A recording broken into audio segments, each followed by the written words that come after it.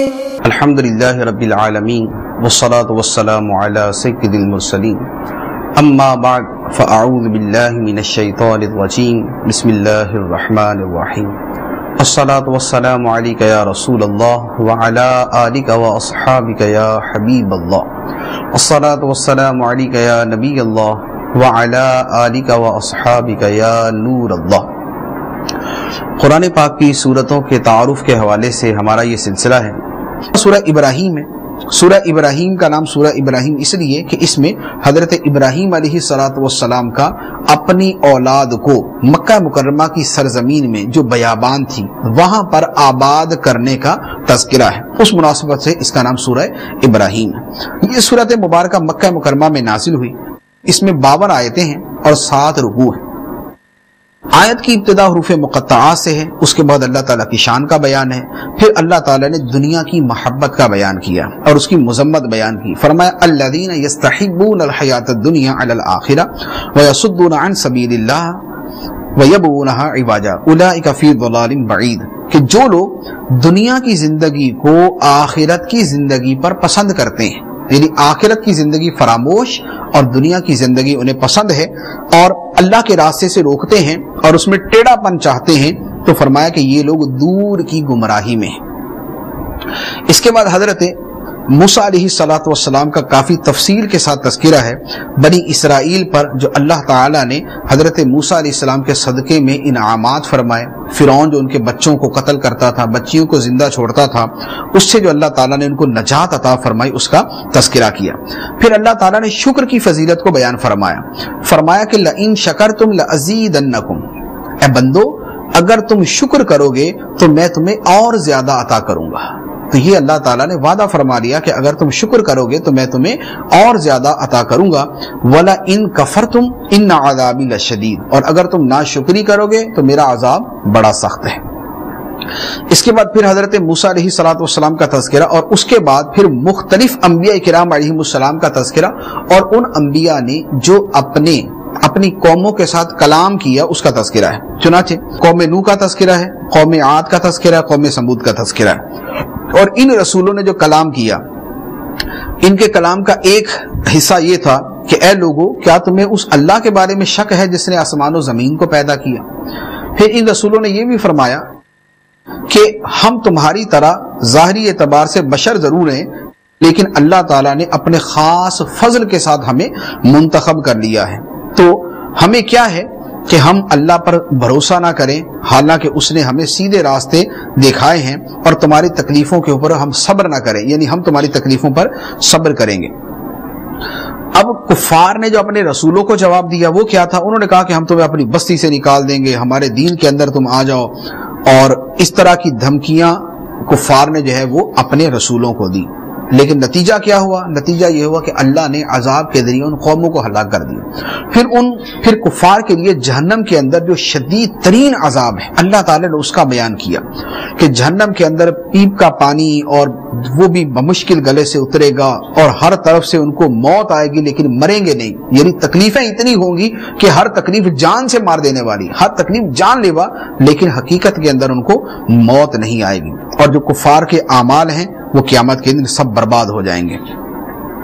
تو یہ سارے کا سارا جو ہے وہ اللہ تعالیٰ نے بیان کیا۔ اس کے بعد قیامت کے دن شیطان جو اپنے پیروکاروں سے کہے گا، اپنی پیروی کرنے والوں سے کہے گا، اللہ تعالیٰ نے اس کو بیان کیا۔ فرمایا کہ جب قیامت کے دن فیصلہ ہو جائے گا تو شیطان کہے گا کہ بے شک اللہ نے تم سے سچا وعدہ کیا تھا، یعنی لوگوں سے کہے گا کہ اے لوگو اللہ نے تم سے سچا وعدہ کیا تھا اور میں نے جو تم سے کہا تھا وہ سب جھوٹ تھا، اور جو تم گمراہ ہوئے تو میں نے تمہیں کوئی پکڑ کر گمراہ نہیں کر دیا تھا کہ جبرن تمہیں میں نے کفر میں ڈال دیا یا مجبور کر کے میں نے تمہیں گناہوں کے اندر ڈال دیا، ایسا کچھ نہیں تھا، میرا تمہارے اوپر کوئی قابو نہیں تھا، میں نے تمہیں دعوت دی تم نے قبول کر دیا۔ یعنی شیطان نے کفر کی دعوت دی، لوگوں نے کفر قبول کر لیا، شیطان نے گناہوں کی دعوت دی، لوگوں نے گناہوں کو قبول کر لیا، شیطان نے بدکاری کی دعوت دی، لوگ بدکاری کے اندر لگ گئے، شیطان نے سود کی دعوت دی، لوگ سود کے اندر پڑ گئے۔ تو شیطان کہے گا کہ میرا تمہارے اوپر کوئی قابو نہیں تھا،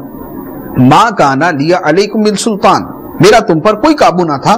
الا مگر یہ ان دعوتکم کہ میں نے تمہیں دعوت دی، میں نے تمہیں بلایا، فاستجبتم لی، تم نے میری بات کو مان لیا، تم نے بات کو قبول کر لیا، فلا تلومونی ولوموا انفسکم، تو اب مجھے ملامت نہ کرو، اپنے آپ کو ملامت کرو، اب میرے اوپر الزام نہ لگاؤ، اپنے اوپر الزام لگاؤ۔ یہ شیطان کا وہ کلام جو قیامت کے دن شیطان اپنی پیروی کرنے والوں سے کہے گا۔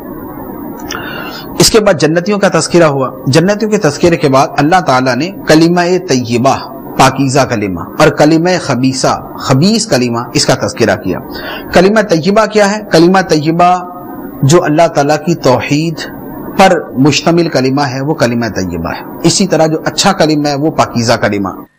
اور کلمہ خبیثہ کیا ہے؟ کلمہ خبیثہ کلمہ شرک ہے، کلمہ کفر ہے، اور برائی کے جو کلمات ہیں وہ بھی خبیث کلمات ہیں۔ اس کے بعد اللہ تعالیٰ نے جہنمیوں کا تذکرہ کیا، اور اس کے بعد پھر اپنی عظمت و شان کا بیان کیا۔ آسمان و زمین کو پیدا اللہ نے کیا، آسمان سے پانی خدا برساتا ہے،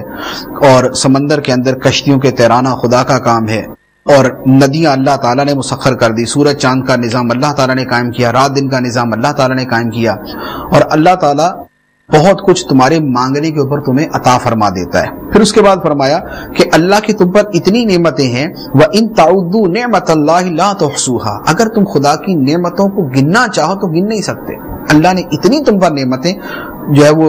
اللہ تعالیٰ نے اتنی تمہیں نعمتیں عطا کی ہیں، سر سے لے کر پاؤں تک، صبح و شام، دن رات، پیدائش سے لے کر موت تک، اللہ تعالیٰ نے اتنی نعمتیں عطا فرمائی ہیں کہ بندہ ان کو شمار نہیں کر سکتا۔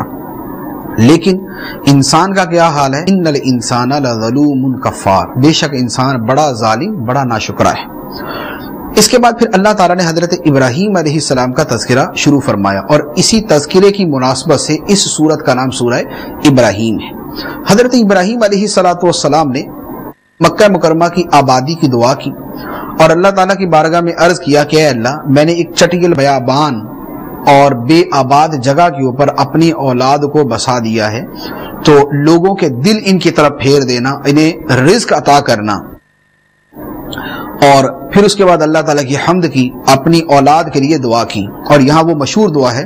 رب اجعلنی مقیم الصلاۃ ومن ذریتی ربنا وتقبل دعا، اے میرے رب مجھے نماز قائم کرنے والا رکھ، اور میری کچھ اولاد کو، یعنی میری اولاد میں سے بھی ایسے لوگ ہوں جو نماز پڑھنے والے ہوں، اور اے ہمارے رب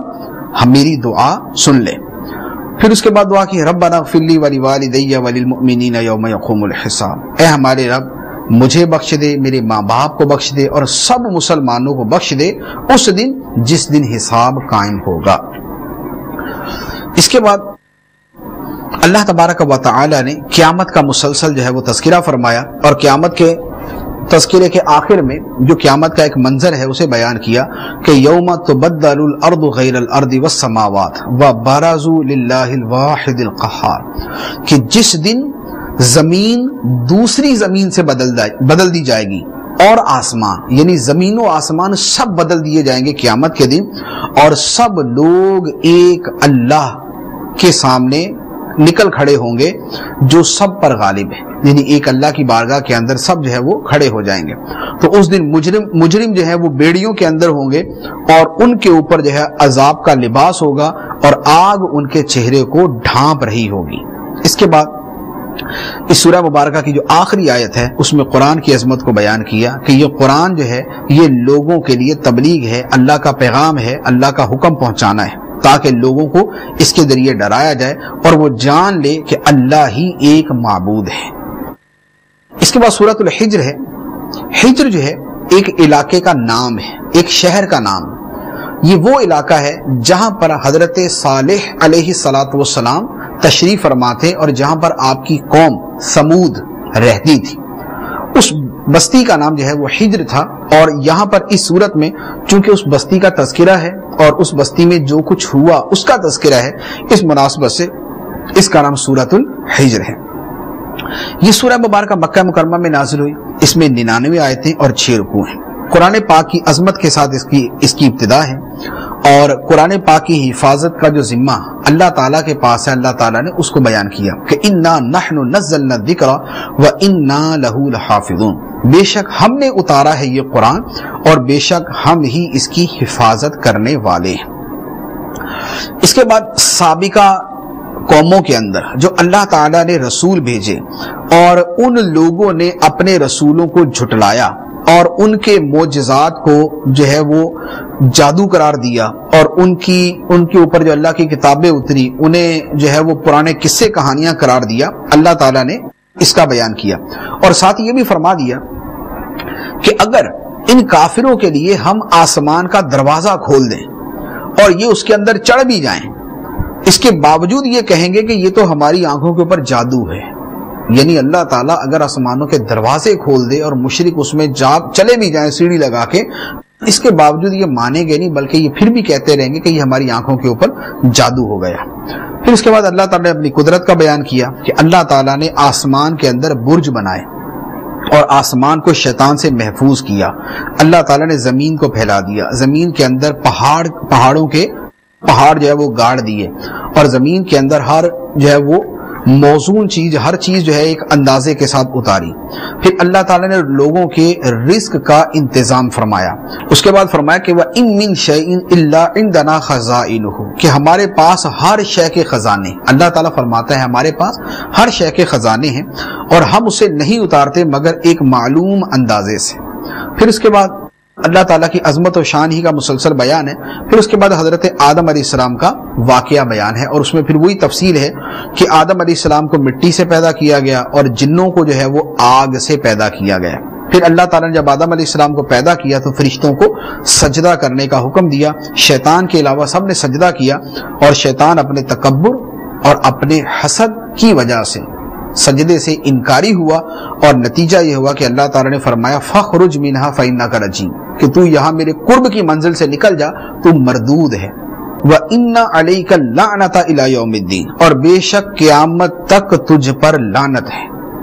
تو شیطان نے پھر مہلت مانگی کہ ٹھیک ہے مجھے قیامت تک زندگی عطا کر، میں تیرے بندوں کو گمراہ کروں گا۔ اللہ تعالیٰ نے فرمایا کہ ٹھیک ہے تجھے مہلت دے دی، تو اسے جو ہے وہ قیامت سے پہلے تک ہی مہلت ہے، جب قیامت میں نفخہ اولا ہوگا تو اس وقت وہ بھی اپنے انجام کو پہنچے گا۔ اللہ تعالیٰ نے ساتھ ہی فرما دیا کہ جو میرے برگزیدہ بندے ہیں ان کے اوپر تیرا زور نہیں چلے گا، میرے برگزیدہ بندوں کے اوپر تیرا زور نہیں چلے گا۔ پھر اللہ تعالیٰ نے جہنم کے بارے میں فرمایا کہ جہنم کے 7 دروازے ہیں،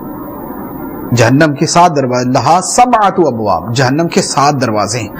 اور ہر دروازے کے لیے ایک تقسیم کیا ہوا حصہ ہے، یعنی اس دروازے سے یہ والے جہنمی جائیں گے، اس دروازے سے یہ والے جہنمی جائیں گے، تو یہ اللہ تعالیٰ نے مقرر کیا ہوا ہے۔ جہنم کے تذکرے کے بعد جنتیوں کا تذکرہ ہے کہ فرمایا کہ متقی لوگ جنت باغوں کے اندر اور چشموں کے اندر ہوں گے اور انہیں کہا جائے گا کہ سلامتی اور امن کے ساتھ تم جنت کے اندر داخل ہو جا۔ ان کے دلوں سے کینہ نکال لیا جائے گا، وہ تختوں کے اوپر بیٹھے ہوں گے، بھائیوں کی طرح ایک دوسرے کے سامنے ہوں گے، کوئی تکلیف نہیں ہوگی، جنت سے ان کو نکالا نہیں جائے گا، یہ جنتیوں کی نعمتیں ہوں گے۔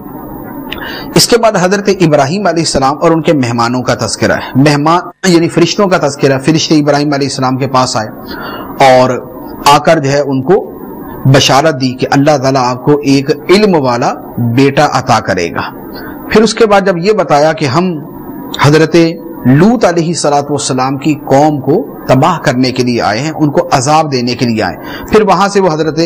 لوط علیہ السلام کے پاس چلے گئے اور ان کو جا کے بتا دیا کہ ہم مجرموں کی طرف جو ہے وہ بھیجے گئے ہیں، لہذا آپ اپنے گھر والوں کو اور اہل ایمان کو جو ہے وہ لے کر بستی سے نکل جائیں، اس کے بعد بستی والوں پہ عذاب آئے گا۔ پھر وہی ہوا،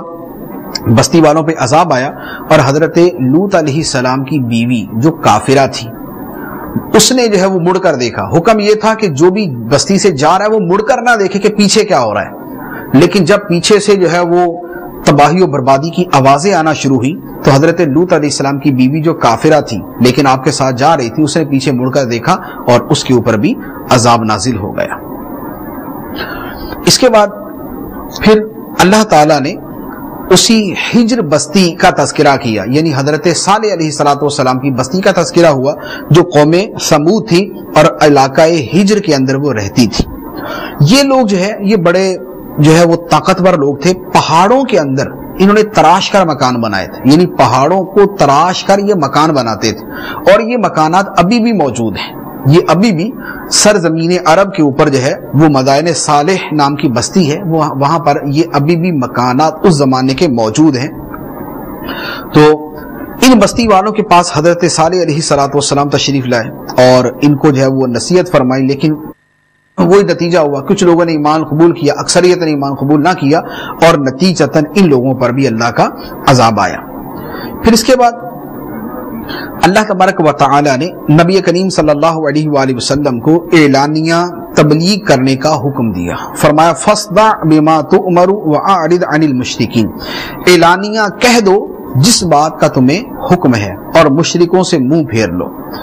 پھر نبی کریم علیہ السلام کو فرمایا کہ جو لوگ آپ کا مذاق اڑاتے ہیں ان کو ہم کفایت کریں گے، یعنی ان کو نمٹنے کے لیے جو ہے وہ ہم خود جو ہے وہ انتظام فرمائیں گے۔ اور فرمایا کہ لوگ جو باتیں کرتے ہیں ہمیں معلوم ہے کہ آپ کا دل تنگ ہوتا ہے، یعنی لوگوں کی باتوں سے آپ کو تکلیف ہوتی ہے، لیکن آپ اپنے رب کی حمد کے ساتھ اس کی تسبیح بیان کریں اور سجدے والوں میں رہیے اور آخری دم تک اللہ تعالیٰ کی عبادت میں لگے رہیے۔ اس کے بعد سورۃ النحل ہے، نحل کا معنی شہد کی مکھی۔ اس سورہ مبارکہ میں اللہ تبارک و تعالیٰ کی جو بہت سی نشانیاں، اس جو قدرت کی نشانیاں بیان کی ہیں، ان میں شہد کی مکھی کا تذکرہ بھی ہے، تو اس مناسبت سے اس کا نام سورۃ النحل ہے۔ یہ سورۃ مبارکہ مکہ مکرمہ میں نازل ہوئی اور اس میں 128 آیات ہیں اور 16 رکوع ہیں۔ سورہ مبارکہ کے شروع میں قیامت کا تذکرہ اور اس کے بعد قرآن پاک کا، اور پھر اللہ تعالیٰ کی قدرت کا تذکرہ۔ اللہ تعالیٰ کی کثیر نشانیاں اس سورہ مبارکہ میں بیان کی ہیں۔ یہ سورۃ النحل کا اگر آپ مطالعہ کریں تو آپ کو پتہ چلے گا کہ اس سورت میں بکثرت اللہ تعالیٰ نے اپنی قدرت اور اپنی عظمت کو بیان کیا، اور یہ قدرت کے بیان کرنے کے اندر ایک مقصد اور حکمت یہ ہے کہ لوگ یہ جان جائیں کہ اللہ تعالیٰ کی ذات وہ ہے جس کی یہ قدرتیں ہیں۔ آسمان و زمین کو خدا نے پیدا کیا، ایک بوند سے اللہ تعالیٰ انسان کو پیدا کرتا ہے، چوپائے اللہ تعالیٰ نے پیدا کیے، ان چوپایوں کے اندر کتنے فوائد جو ہے وہ انسانوں کے لیے ہیں۔ وہ چوپائے جو ہے وہ لوگوں کی جو ہے وہ فخر کا ذریعہ بھی ہیں، ان کی آرائش کا ذریعہ بھی ہیں، ان سے گرم لباس بھی تیار ہوتے ہیں، ان سے اور منفعتیں بھی حاصل ہوتی ہیں، جانوروں کا گوشت بھی کھایا جاتا ہے، جانور بار برداری کے کام بھی آتے ہیں۔ پھر اللہ تعالیٰ نے گھوڑے، خچر، یہ جانور بھی پیدا کیے، ان کے اوپر لوگ سواری بھی کرتے ہیں۔ اور پھر اس کے علاوہ اللہ تعالیٰ کیا کیا پیدا کرے گا فرمایا کہ تم نہیں جانتے، جیسے ابھی ہوائی جہاز پیدا ہو گیا، کاریں بن گئیں، اور جو چیزیں ہیں، تو اللہ تعالیٰ نے پہلے فرما دیا وَيَخْلُقُ مَا لَا تَعْلَمُونَ کہ اللہ وہ پیدا کرے گا جس کا تمہیں علم نہیں۔ تو اب قیامت تک جو ہے پتہ نہیں کیا کیا ایجادات ہوتی رہے گی، کیا کیا چیزیں پیدا ہوتی رہیں گی، یہ سلسلہ چلتا رہے گا۔ پھر فرمایا کہ اللہ تعالیٰ آسمان سے پانی نازل فرماتا ہے، وہ پانی تم پیتے ہو، اس سے تمہارے درخت جو ہے وہ اگتے ہیں اور ان درختوں سے تم اپنے جانوروں کو چراتے ہو۔ اللہ تعالیٰ پانی کے ذریعے کھیتی اگاتا ہے، زیتون کے درخت اگاتا ہے، کھجور کے درخت اگاتا ہے، انگور اگاتا ہے اور ہر قسم کے پھل اگاتا ہے۔ فرمایا کہ ان چیزوں میں نشانیاں ہیں غور و فکر کرنے والوں کے لیے۔ پھر رات اور دن کو خدا نے پیدا کیا، سورج چاند کو خدا نے پیدا کیا، ستارے مسخر کر دیے، زمین کے اندر مختلف رنگوں کی جو ہے وہ چیزیں پیدا کی، سمندر کو مسخر کر دیا، اس سے تم مچھلی کا گوشت کھاتے ہو، اور سمندروں کے اندر، دریاؤں کے اندر کشتیاں تیر رہی ہیں۔ تو فرمایا کہ یہ ساری کی ساری اللہ تعالیٰ کی نعمتیں ہیں، اور اتنی نعمتیں ہیں کہ وَإِن تَعُدُّوا نِعْمَتَ اللَّهِ لَا تُحْصُوهَا، اگر تم اللہ کی نعمتیں گننا چاہو تو شمار نہیں کر سکتے۔ اس کے بعد پھر مشرکوں کا تذکرہ کہ یہ خدا کی قدرتیں ہیں، لیکن مشرک ان بتوں کی پوجا کرتے ہیں کہ جنہوں نے کچھ بھی نہیں بنایا، جو کچھ نہیں بناتے، اور وہ خود بنائے گئے ہیں، یعنی خود ان کو مٹی سے، تانبے سے، لوہے سے، مختلف چیزوں سے بنایا گیا، اور وہ بت خود بنا نہیں سکتے، بے جان ہیں، زندہ نہیں ہیں، شعور نہیں ہے، انہیں کب اٹھایا جائے گا؟ تو فرمایا کہ ان کو کیا خدا ماننا، الہکم الہ واحد، تمہارا معبود تو ایک معبود ہے، اللہ تمہارا معبود ہے۔ اس کے بعد پھر یہی مشرکوں کے تذکرے کے بعد اللہ تعالیٰ نے قیامت کے دن جو مشرک کہیں گے وہ بیان فرمایا۔ تو فرمایا کہ جب قیامت کا دن ہوگا، اللہ تعالیٰ ان مشرکوں کو رسوا کرے گا اور فرمائے گا کہ ان لوگوں سے فرمائے گا کہ اے لوگوں، کہاں ہیں وہ میرے شریک جن کے بارے میں تم جھگڑتے تھے، یعنی اہل ایمان کے ساتھ تم جھگڑتے تھے اور تم جن کو اللہ کا شریک قرار دیتے تھے، آج وہ کہاں ہیں؟ تو اس دن جو ہے پھر کوئی جواب نہ دے سکیں گے۔ پھر جو کافروں کا انجام ہے اور جو اہل ایمان کا انجام ہے وہ بیان کیا۔ کافروں کا انجام یہ کہ ان کی موت کے وقت فرشتے ان کی روح نکالتے ہیں تو یہ اس وقت بڑی داد فریاد کرتے ہیں لیکن کچھ بھی نہیں ہوتا. اور اہل ایمان کو جو ہے وہ سلامتی کے پیغام دیے جاتے ہیں، سلام کہا جاتا ہے، ان کے لیے جنت کی بشارتیں ہوتی ہیں، پھر ان کو جنت کی بشارتیں ملیں گی، پھر ان کو جنت ملے گی. تو یہ سارے کے سارا جو ہے وہ اہل ایمان کے ساتھ ہوگا. اس کے بعد اللہ تعالیٰ کی قدرت کا بیان کہ اللہ کی شان تو یہ ہے کہ اللہ تعالیٰ تو کن فرما کر سب کچھ کر دیتا ہے. اس کی شان یہ ہے، فرمایا کہ انما قولنا لشیء اذا اردناہ ان نقول له کن فیکون، کہ جو چیز ہم چاہیں اس سے ہمارا فرمانا یہی ہوتا ہے کہ ہم کہیں ہو جا، وہ فوراً ہو جاتی ہے. تو اللہ تو کن فرما کر جو ہے وہ کائنات کو پیدا کر دیتا ہے، کن فرما کر جو ہے وہ چیزیں وجود میں لے آتا ہے. تو اس کے مقابلے میں بتوں کی کیا حقیقت. پھر اس کے بعد ہجرت کی فضیلت کہ وہ لوگ کہ جنہوں نے اللہ کی راہ کے اندر ہجرت کی، حالانکہ بعد اس کے کہ ان پر ظلم کیا گیا، تو فرمایا کہ راہ خدا میں اپنے گھر بار کو چھوڑ دینے والے ہم ان کو دنیا کے اندر بھی اچھی جگہ دیں گے اور آخرت کا ثواب تو ہے ہی بہت بڑا، یعنی دنیا کے اندر بھی اجر ملے گا، آخرت کے اندر بھی ان کو اجر دیا جائے گا. اس کے بعد توحید اور شرک کے بارے میں اللہ تعالیٰ نے کچھ تفسیر بیان کی، اور مشرک جو اللہ تعالیٰ کے ساتھ شرک کرتے تھے، شریک ٹھہراتے تھے، ان کی جو حرکتیں ہیں وہ بیان کی کہ اللہ تعالیٰ کے علاوہ جو ہے وہ دوسرے بتوں کے لیے روزی مقرر کر لیتے، فرشتوں کو اللہ تعالیٰ کی بیٹیاں قرار دیتے. تو یہ ان کے شرک اور ان کی خباثتوں کا ایک جو ہے وہ حصہ تھا. پھر فرمایا کہ ان کی حالت یہ ہے کہ جب ان کو بیٹی کی پیدائش کی خبر دی جاتی ہے تو ان کا منہ جو ہے وہ کالا ہو جاتا ہے اور غصے کے اندر بھر جاتے ہیں. یعنی مشرکوں کو جب یہ بتایا جاتا کہ تمہارے گھر میں بیٹی پیدا ہوئی تو خوشی کا اظہار نہیں کرتے بلکہ منہ کالا ہو جاتا ہے، یعنی غم کے مارے، صدمے کے مارے منہ ان کا کالا ہو جاتا ہے اور غصے کے اندر بھر جاتے کہ بیٹی کو پیدا ہوئی. تو یہ مشرکوں کا طریقہ ہے، بیٹیوں کے پیدا ہونے کے اوپر ناخوش ہونا، غصے میں آنا. اور ہمارے معاشرے کے اندر اس قدر بڑے بڑے جاہل لوگ موجود ہیں کہ جو بیٹیوں کی پیدائش پر عورتوں کو طلاق دے دیتے ہیں کہ اس کے یہاں بیٹیوں کی پیدا ہوتی ہیں. حالانکہ بیٹی پیدا کرنا اس عورت کے اختیار کے اندر تھوڑی ہے، بیٹی پیدا کرنا تو اللہ تعالیٰ کا کام. اور پھر بیٹی کی پیدائش پہ ناخوشی کرنا جو ہے یہ مشرکوں کا طریقہ ہے، مسلمانوں کا طریقہ نہیں. اس کے بعد اللہ تعالیٰ نے فرمایا کہ اگر اللہ تعالیٰ لوگوں کی زیادتیوں کی وجہ سے ان پر گرفت کرے، یعنی جو لوگ دوسروں پر زیادتی کرتے ہیں یا اپنی جان پر زیادتی کرتے ہیں، اگر اللہ تعالیٰ لوگوں کے گناہوں کی وجہ سے ان کو پکڑ لے تو روئے زمین پر کوئی باقی نہ رہے. ہر بندے کو اس کی غلطیوں کی وجہ سے اللہ تعالیٰ پکڑ لے گا. لیکن اللہ تعالیٰ نے ایک مقررہ مدت تک مہلت دی ہوئی ہے، قیامت تک اللہ تعالیٰ نے مہلت دے دی. اللہ تعالیٰ دنیا کے اندر گناہوں پر فوری گرفت نہیں فرماتا.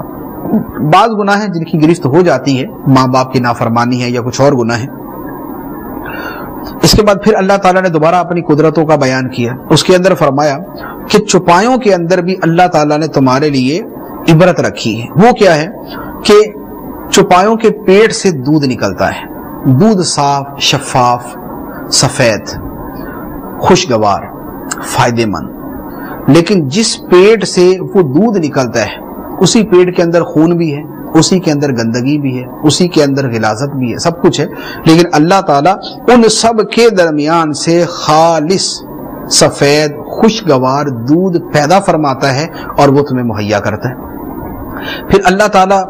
درختوں سے، کھجوروں سے، انگوروں کے پھلوں سے جو ہے وہ تمہیں جو ہے وہ سرفراز فرماتا ہے اور اس سے جو ہے تم اپنی پینے کی چیزیں بناتے ہو، اپنے کھانے کے استعمال میں لاتے ہو.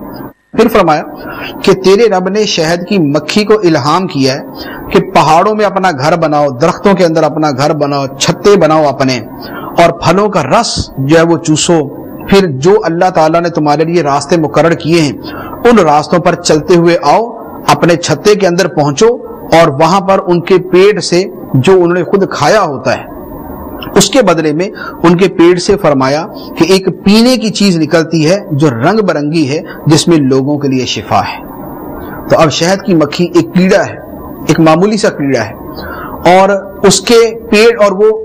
دنیا جہان کے اندر وہ پھرتا ہے، پہاڑوں پہ جاتا ہے، درختوں پہ جاتا ہے، پھلوں پہ جاتا ہے، پھولوں پہ جاتا ہے، وہاں سے ان کا رس چوستا ہے. اب 1 کروڑوں کی تعداد کے اندر شہد کی مکھیاں، ایسا نہیں ہوتا کہ وہ جاتے ہوئے تو کسی جو ہے وہ کسی درخت کا پھل چوسنے گئے، اس کا رس چوسنے گئے، واپسی کے اندر راستہ ہی بھول جائیں. واپسی کے اندر کسی اور چھتے کے اندر چلے جائیں، واپسی کے اندر کسی دوسرے شہر میں نکل جائیں، ایسا نہیں۔ یہ شہد کی مکھیاں جتنی مرضی دور چلے جائیں، جتنی مرضی دور چلی جائیں، وہاں سے جب یہ واپس آتی ہیں تو فرمایا کہ تیرے رب نے ان کے لیے نرم راستے بنا دیے ہیں، یہ انہی راستوں کے اوپر واپس اپنے چھتے کے اندر آتی ہیں، اور وہ جو پورا ان کا ایک انتظام ہے، ایک نظم ہے، ان کی ایک ملکہ ہوتی ہے، ان کا ایک چھتا ہے، وہ اس میں جا کے اپنا رس اگلتی ہیں، اور وہ شہد کی صورت میں ہوتا ہے۔ تو اللہ تعالیٰ نے وہ شفا دینے والا شہد جو ہے وہ شہد کی مکھی کے پیٹ سے پیدا کیا ہے۔ اللہ تبارک و تعالی ہمیں قرآنی احکام کا فہم عطا فرمائے اور ان پر عمل کرنے کی توفیق عطا فرمائے، آمین بجاہ النبی الامین صلی اللہ علیہ وسلم۔